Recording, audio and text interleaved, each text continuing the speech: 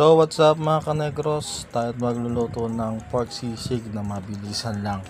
So let's go. Yun na nga, ito ang ating mga ingredients mga kanegros. Sibuyas, siling green, baboy, mayonnaise, at nor seasoning.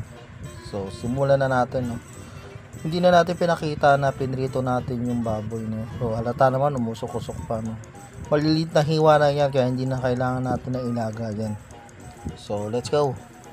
Ayan, no? Yung kawali natin na yan, may mantika na yan, mantika ng baboy. So konti lang nilagay natin, yung iba tinabi natin kasi nga madami, sobrang dahil parang tamat pag yung sisig natin ay oily, diba?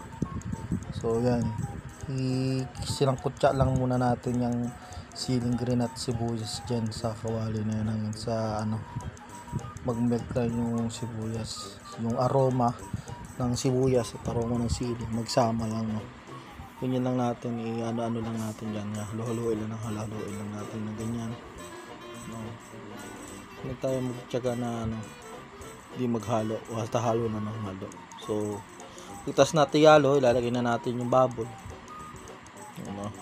isosotay na natin siya, pag halu-haluin na lang natin yan, ganyan lang, halu-haluin lang natin ng ganyan, dahan-dahan lang kasi baka matapon, sayang pag natapon. 230 din ang kalahati ng baboy. Yan ay natin yan, halu-haluin lang yan hanggang sa magsama-sama ang aroma ng sibuyas at sili sa ating baboy. So yun, no? Ilagyan natin siya ng konting oyster sauce lang, konti lang para medyo may kulay na ng konti. Haluhaluin lang natin ng haluhaluin hanggang sa yung combine yung oyster sa ating mga nilagay sa ating dyan, sa baboy, sili, sa sibuyas, yan, para mag-combine sila dyan, no? Lang natin yan, haluhaluin lang ng haluhaluin.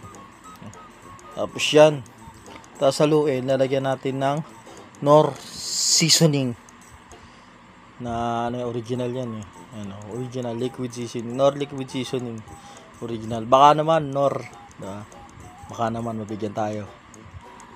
So yun na nga, halu-haluin lang natin ulit, halu-haluin gusto mag-combine yung mga nilagay natin ingredients, pampalasa, para maging malasa lalo ang ating baboy. Talagang sisig na sisig talaga siya, no? Mamaya maglalagay tayo ng itlog dyan, no? Depende sa inyo kung gusto nyo bang ilutuin muna itlog o haluin, no? So mamaya gagawin na natin. So yun na nga, nilagay na natin ang ating itlog, no? I-low fire lang natin siya para hindi masyadong masunog yung itlog natin. Ganyan lang ang ginawa ko kasi para hindi sa kawali, kasi pambahay lang naman. Yan, ganyan lang natin, haluin lang natin kasi maging lang siya, no? Hanggang sa magbuo, hanggang sa maluto, no? Depende kung gusto nyo ihalo naman sa karne agad, kung ayaw nyo pa na maluto, diba? Okay lang yan. So yan, no, nagbuo na siya, naluto na siya. So sunod natin dyan, kahalo-haluin na natin siya, imimix na natin sa ating baboy para talagang sisig na talaga. So yun na nga, no, lalagyan na natin ng Lady's Choice Real Mayonnaise ang ating sisig, no? Depende sa inyo yan kung paano kayo maglagay, paano nyo niluto, or lalagyan nyo pa sa sizzling plate, pero siyempre pag ilalagay nyo sa sizzling plate, dapat ang paglalagay nyo is drizzle para at least maganda siya tignan, ganun. Pero pag pambahay lang naman, pwede nyo naman siyang ihalo, diba? Ganun lang naman. Kasi ako gusto ko sana ilagay sa sizzling plate, kaso nga lang wala akong sizzling plate, di pa ako nakakabili. So para sa akin, okay na naman, kahit kawali lang muna, saka na tayo mag sizzling plate, mga kanegros, no? Basta tuloy lang ang pag-support po sa akin, no? Malaking bagay na po yan, sinusuportahan niyo po ako.